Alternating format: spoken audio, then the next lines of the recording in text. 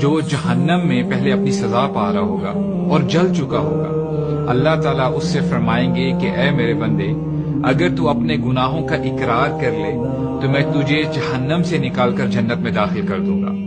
کیا تو اپنے گناہوں کو کنفیس کرتا ہے؟ کیا تو اقرار کرتا ہے؟ اور پھر تھوڑی دیر کے بعد وہ سوچے گا کہ اگر میں نے اپنے گناہوں کا اعتراف کر لیا تو ہو سکتا ہے کہ مجھے دوبارہ جہنم میں پھینک دیا جائے۔ تو بندہ کہے گا کہ اے اللہ، مجھے آپ کی عزت اور آپ کے جلال کی قسم، میں نے کبھی کوئی گناہ نہیں کیا۔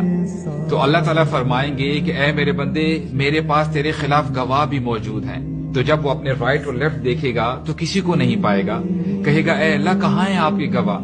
تو اللہ تعالیٰ اس کی سکن کو حکم دیں گے کہ اس کے جو چھوٹے گناہ ہیں، مائنر سنز ہیں، وہ بتاؤ۔ اور جیسے ہی وہ بتانا شروع کرے گی، بندہ بول اٹھے گا کہ اے اللہ، بس بس، میں نے بہت بڑے بڑے گناہ کیے ہیں۔ اور جب نبی کریم صلی اللہ علیہ وسلم یہ حدیث سنا رہے تھے صحابہ اکرام کو، وہ اتنا مسکرائے، وہ ایسے ہنسے کہ ان کے مولر ٹیتھ نظر آ رہے تھے۔ اور پھر فرماتے ہیں، میں اس لیے ہنس رہا ہوں کہ جب بندہ ایسا کرے گا تو اللہ سبحانہ و تعالیٰ بھی مسکرائیں گے، اس کے گناہوں کے اعتراف کرنے کی وجہ سے اسے جنت میں داخل کر دیں گے۔